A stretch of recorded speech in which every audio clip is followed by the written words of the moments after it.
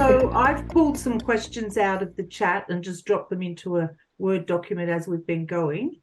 So I'll just bring them up if that's okay and read them.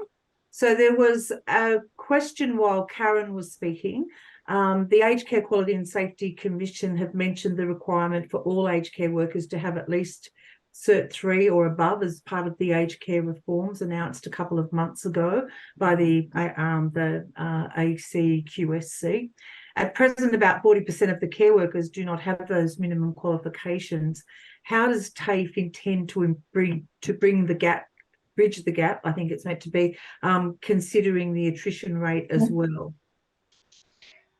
Can I take that question, Karen? Are you happy with that? The bits that I miss, you can fill in. But I do find that question quite a loaded question because it'll take a long time to actually answer that question. However, I will try. So based on what Vivian has put out there, my first reaction for that was the Quality and Safety Commission has mentioned it but has not mandated it.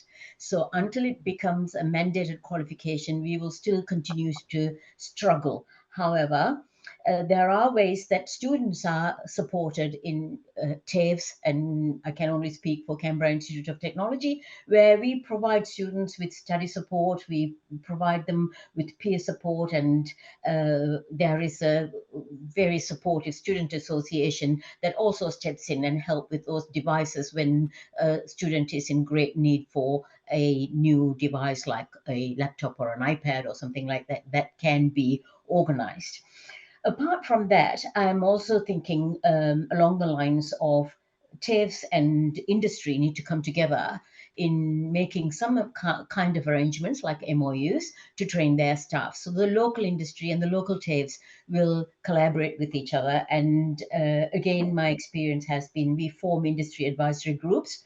That is actually a requirement from the training package that we actually collaborate with the industry about our training, and the electives are chosen based on what the industry is asking for.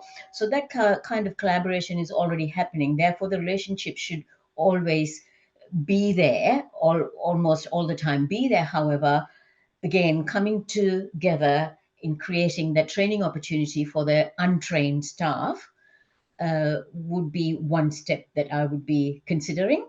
And the other part of it is TAFE can do whatever they can do in the study space, but then there is a gap between the training and the employment and what happens in the work environment. So that's how I will just quickly summarize my answer. Karen, do you want to add to that? Because there are other questions to be answered as well. I might move on. If Karen comes back on and has something to add, we can certainly look at that. Whilst Vicky was speaking, there was a question asked, how is the support by local management in terms of the provision of resources like continence aids for consumers? Look, it depends on what facility you're at. And because I've worked agency and other facilities permanently as well, you'll find that each facility has a shortage in certain things. So some facilities lock up their continence aids and the residents only allowed 3 a day. Other residents are quite happy for you to go and grab something if needed, you know. So, and it can be hard because you're running around, you don't have a key. Back in the day when I was giving medications and doing vitals and all that sort of thing, which was probably back in, say, 2014, you had keys and you had access to all of that sort of thing. So you could attend to that straight away. But now you're actually running and looking for an RN to get to a lot covered. So where I am at the moment, they're quite good with that. So it depends on the management. Like, yeah. So there was a comment, Lynn, Jill commented during Karen's presentation, I think when she was talking about payment and that. So I think Karen's still frozen. It was just a comment. Karen is back in. Okay, about paying an allowance for mentors or buddies in terms of supporting, students coming through and doing their placements and early commencement. So that was more a statement more than anything. Yeah.